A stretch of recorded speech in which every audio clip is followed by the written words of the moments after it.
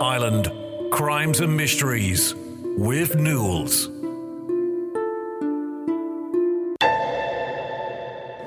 Hey guys, welcome to Ireland Crimes and Mysteries, the podcast channel that takes you on a journey through the dark and mysterious side of Ireland's history. From infamous crimes to unsolved mysteries, we explore the stories that have captivated and intrigued people to this very day. Join us as we uncover the stories behind these cases. Whether you're a true crime enthusiast or a lover of all things mysterious, this is the podcast for you.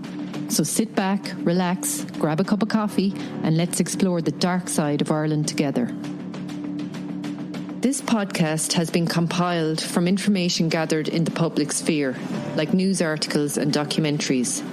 Everything in this podcast is alleged unless a conviction has taken place.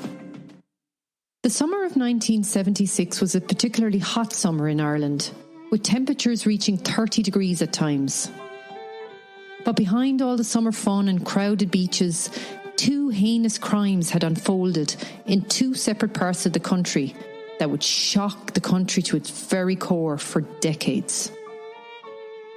Elizabeth Plunkett had been enjoying a night out at McDaniel's pub in Brittas Bay with her boyfriend and some other friends.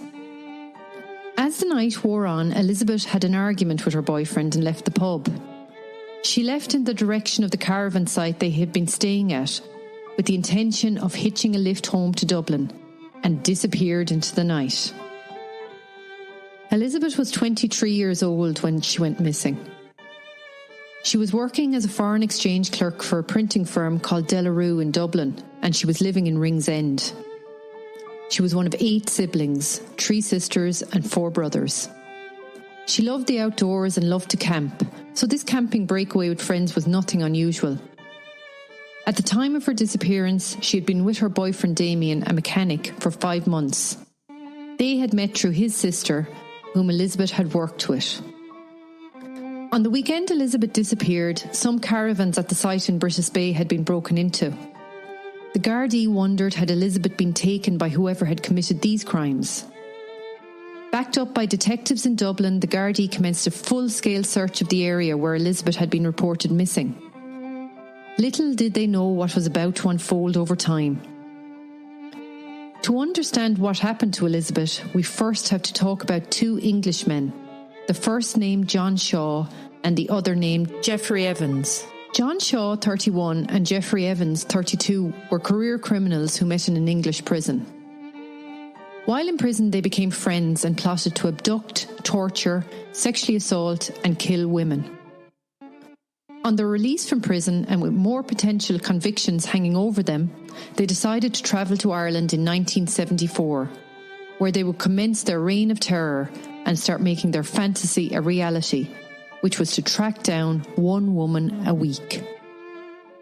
Both men were from Manchester. Shaw had long hair and a beard. He worked as a miner, but he had been in trouble with the law since he was 14 for burglary. He also had a conviction for the attempted sexual assault of a boy and a girl, and had 1 failed marriage under his belt and 2 children. Evans, a fair-haired man, had also been married and had 3 children from that marriage. He also had several convictions for burglary.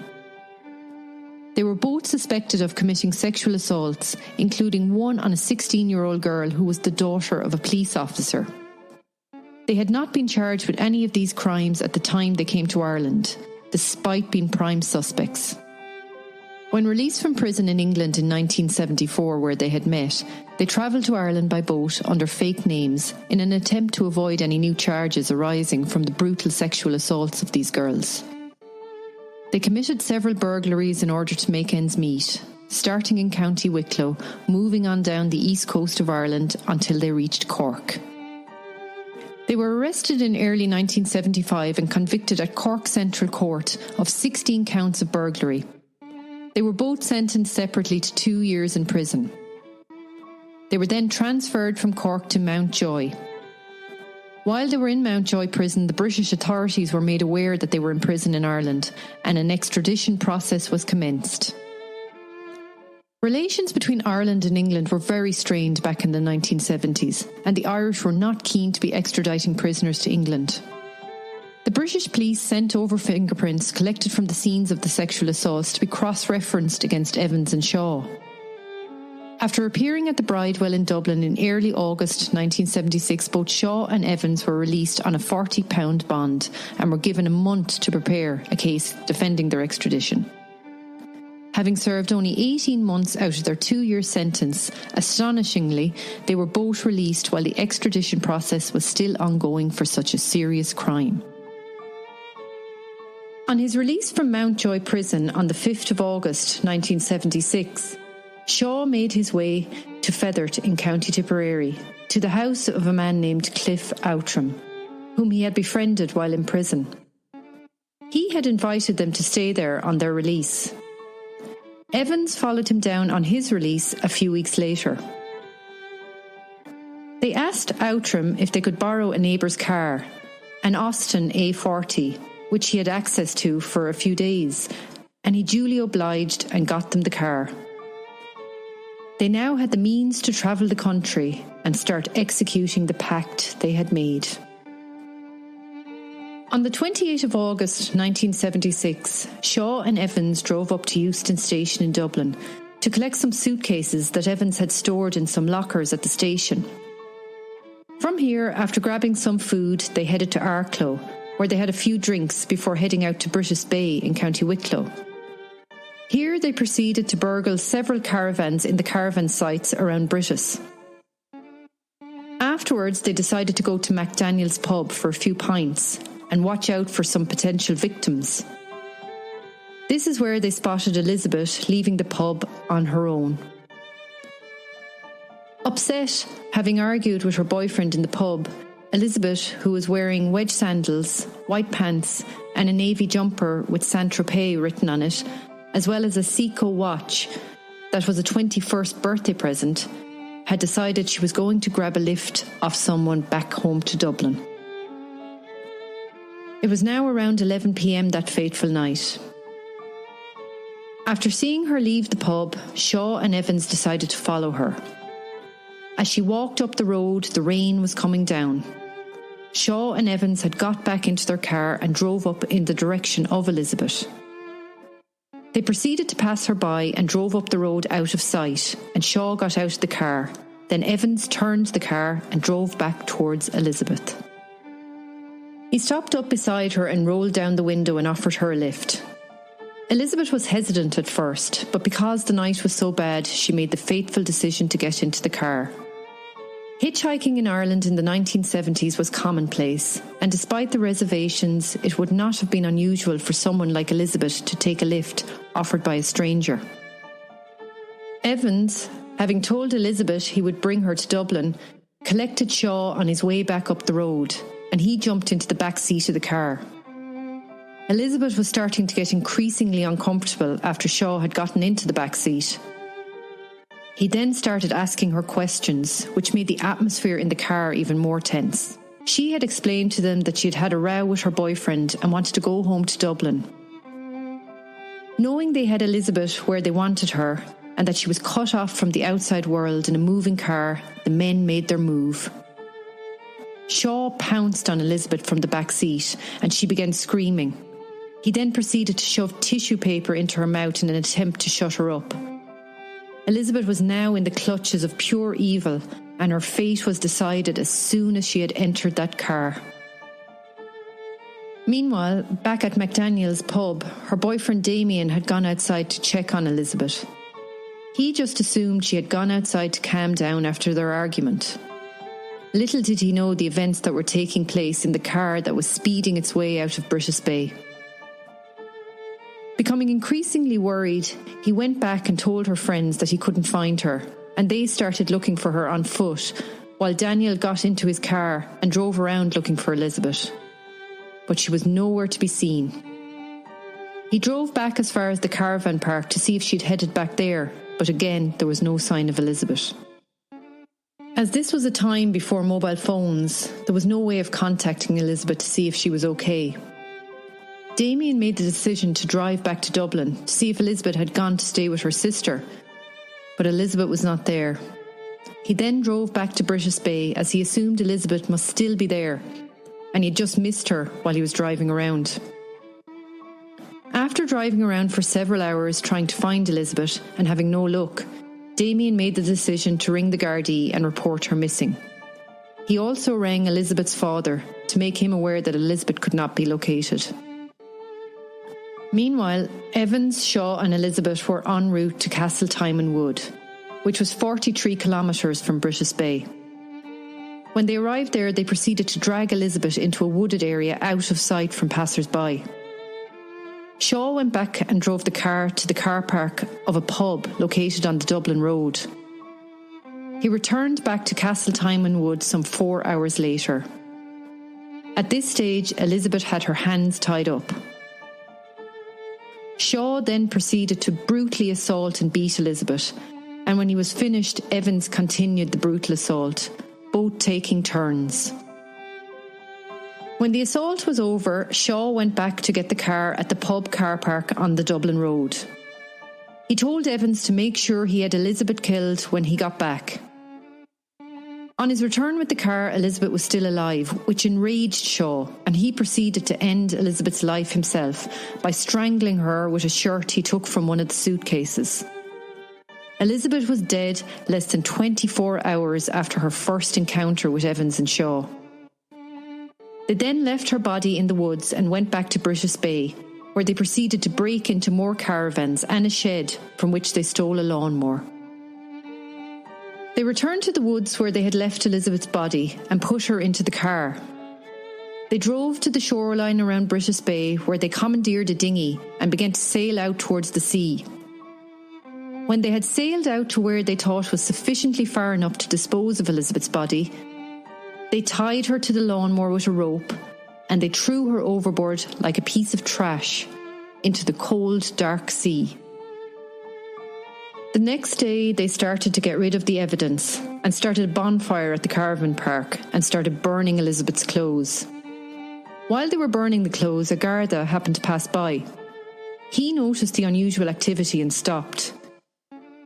He asked them for their names and they gave false names, saying they were both brothers, John and Geoffrey Murphy, and that they were on holidays. Not knowing that Elizabeth was missing at the time, the Garda took their names and the number plate of the car and let Shaw and Evans get on with their day. They stayed another night in Brittas Bay before heading back to Feathert to go to ground for a while. In the meantime, in Brittas Bay, a full-scale search was underway for Elizabeth, and door-to-door inquiries as well as interviews were being carried out. A few witnesses had come forward saying they'd either seen Elizabeth leaving the pub or seen her accept a lift in the car. Her bra was found thrown in some bushes and her watch found dangling from a tree branch.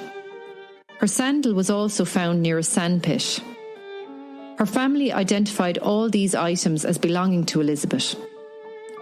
Black boots were then found as the search continued, as well as a label with the name G. Murphy written on it. This was found in some undergrowth.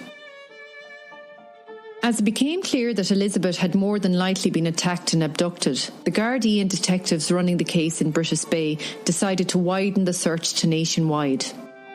This was when the Garda, who had questioned Shaw and Evans a few days prior, came forward with the information he had gathered from them, including the registration number of the car they were driving.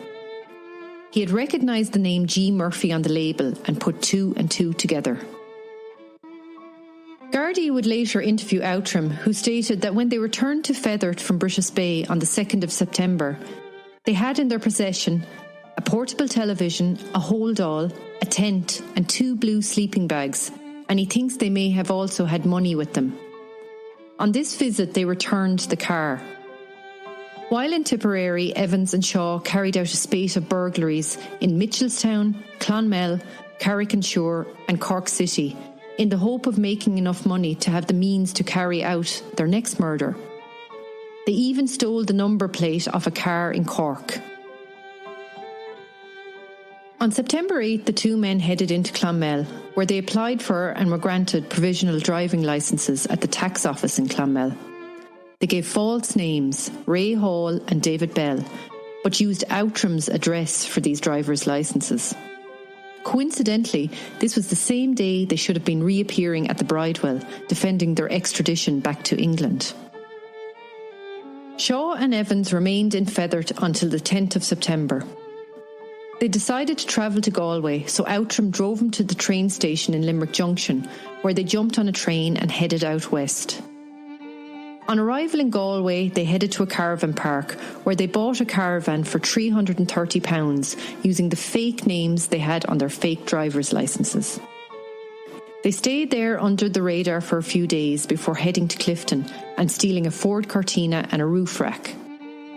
They painted the car black, which turned out to be a very amateur job, and put on the false number plate they had robbed in Cork in an attempt to avoid the Gardaí.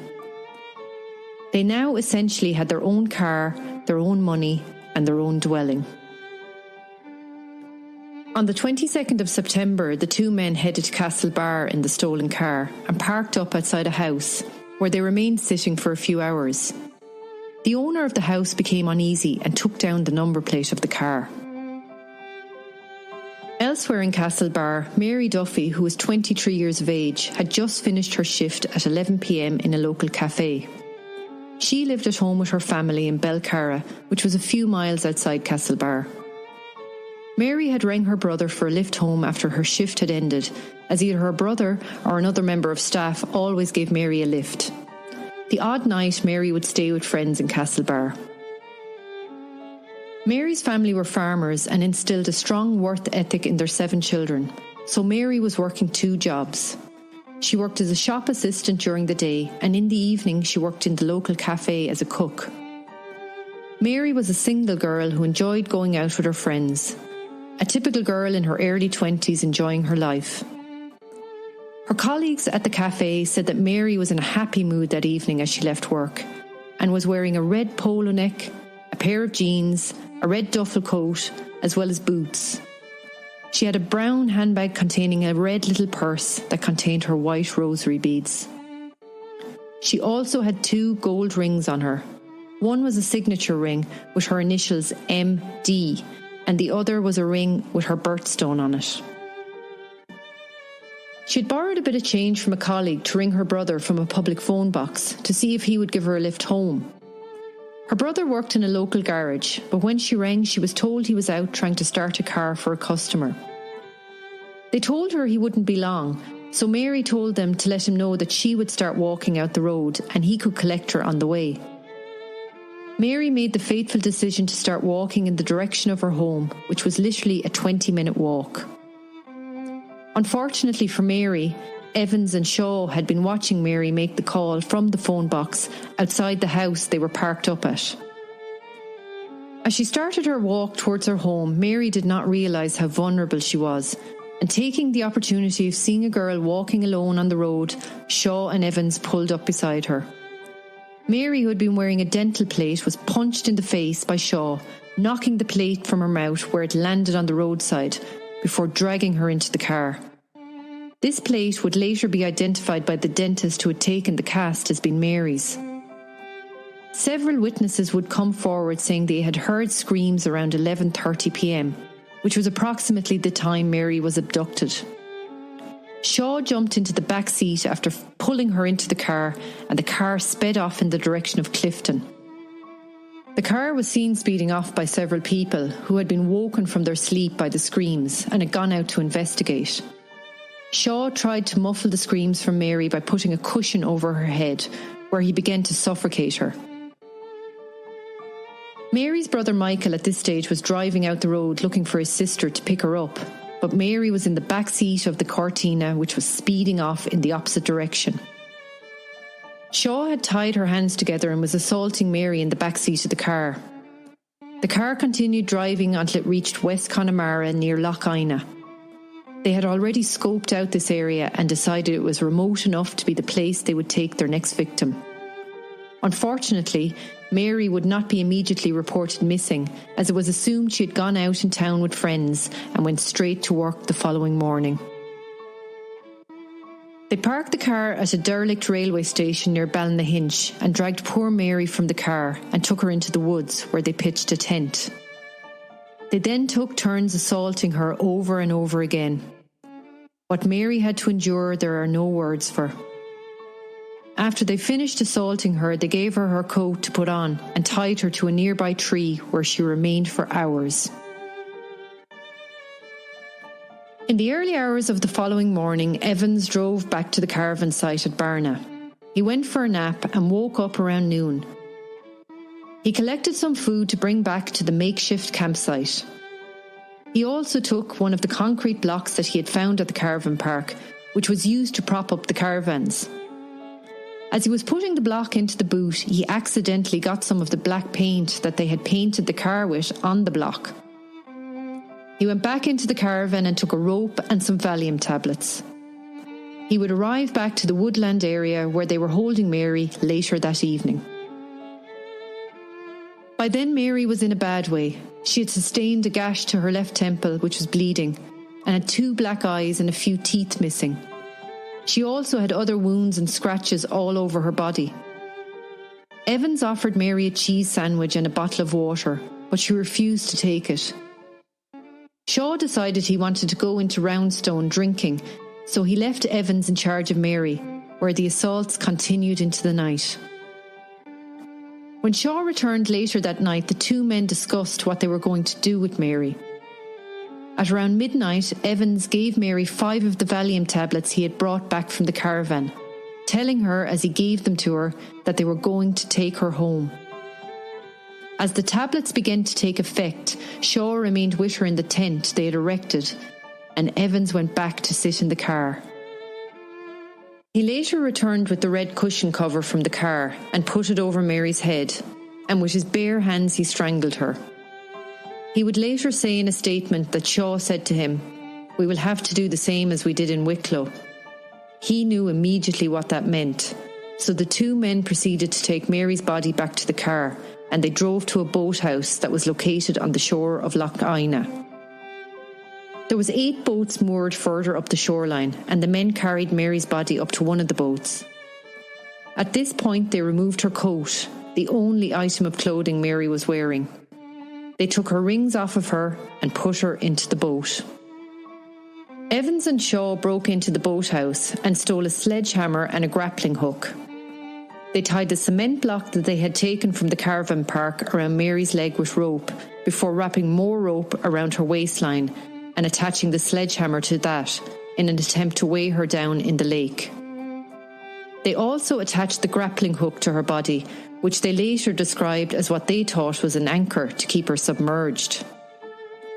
They then proceeded to row as far out into the loch as they could with oars they had stolen from the boathouse.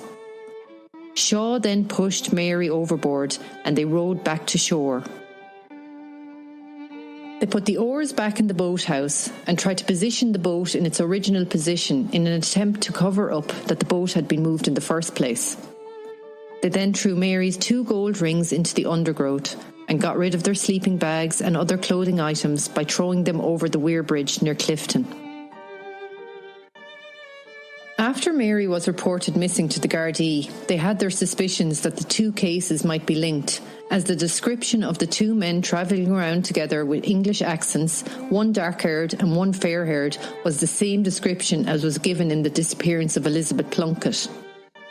The media continued to report about the 2 missing women and appealed for any information about these 2 men. There was a real sense of concern amongst the public. No one was feeling safe. Unbeknownst to Shaw and Evans, a local shopkeeper and petrol pump owner had noticed the crudely painted car and the English accents the evening before they abducted Mary, when they stopped to buy £3 worth of petrol at his petrol pump at Mam Cross in Connemara. He was quick enough to write down the number plate, and the following day he rang the Gardaí and gave them the number. This was the car and registration number that the Gardaí were looking for, and they put out a nationwide call to keep an eye out for the car. On Sunday, the 26th of September, a Garda on routine patrol duty in Salthill noticed a crudely painted black car with the number plate they were looking for parked outside the Ocean Wave Hotel. He called into the Garda station for backup, and they waited outside the hotel until Shaw and Evans emerged after an evening of drinking and stalking potential new victims.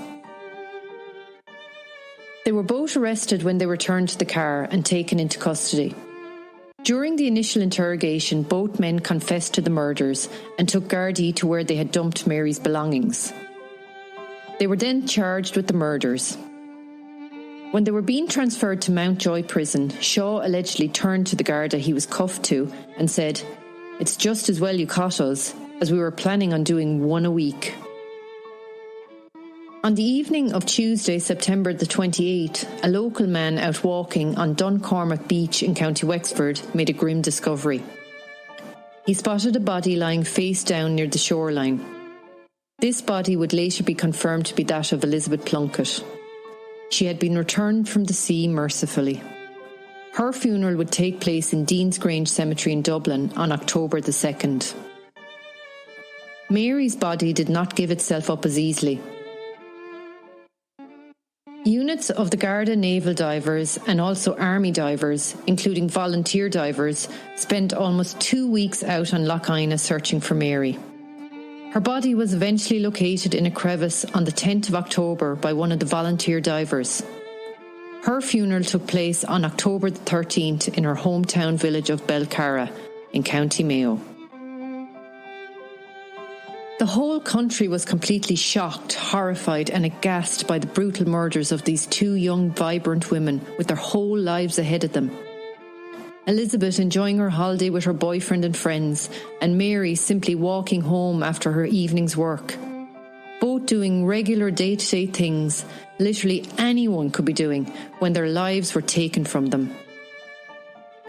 In an initial court appearance in Castlebar in October, when the two men were being officially charged, Evans is said to have replied, "I have nothing to say," while Shaw allegedly said, "I am sorry." Detectives and Gardaí compiled their evidence, of which there was ample amounts, which included the confessions from both Shaw and Evans. But justice would not be served until after a few lengthy trials in which the two men battled hard against their charges. Shaw went on trial in July 1977 after pleading not guilty, charged with the murder, rape and false imprisonment of Mary Duffy. It would take 2 trials before the state won the case. The defence had used the argument that the Gardaí had no warrant to enter the caravan in Barna, and stated that the evidence the Gardaí had gathered there was inadmissible in court. They also said they believed the jury may be prejudiced against the men, as the Late Late Show had aired segments on the murder prior to the trial. Another argument by the defence was that Evans and Shaw had not been arrested under the Offences Against the State Act 1939, which was the only way at the time you could detain somebody for questioning. This, according to the defence, made Evans' arrest unlawful. They should have been brought in front of a judge prior to being questioned, but this had not happened, making Shaw's statement inadmissible in court, according to the defence.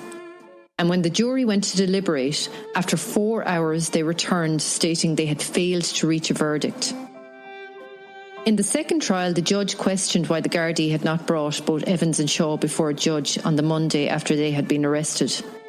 It was stated that at the time of their arrests, Gardaí had no evidence that Elizabeth and Mary were dead, and there was still the possibility they would be found alive.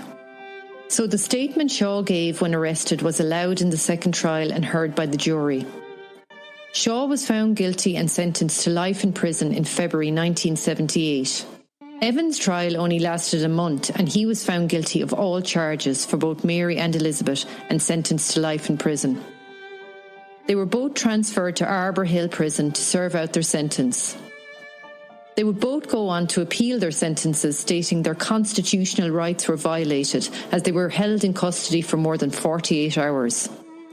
Shaw's appeal was turned down in 1979 and again by the Supreme Court in 1980. In 2003, there were rumblings that Shaw could be released. The families of both young women were rightfully outraged and stated they would fight his release. In 2004, it was reported by the Connacht Tribune that an urgent plea was made to the then Taoiseach Bertie Ahern to make sure they both would rot in prison. In December 2008, Evans, who was 68 at the time, underwent a successful heart bypass operation in the Mater Hospital. The following day he suffered a stroke and never came out of the coma. He remained in hospital under 24-hour security until June 2010, which cost the state annually €900,000.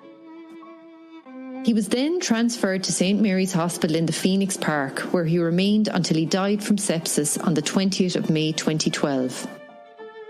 Nobody came forward to claim his body, and he was buried in an unmarked grave by the Irish Prison Services. Shaw, who is presently 76 years of age, is still in Arbour Hill Prison. He has allegedly never shown any real remorse. He has made several unsuccessful attempts to be paroled on full release since his initial appeals. The parole boards in 2016 did recommend that he should be granted 2 days outing release a year under prison escort, but this was rejected by the then Minister for Justice.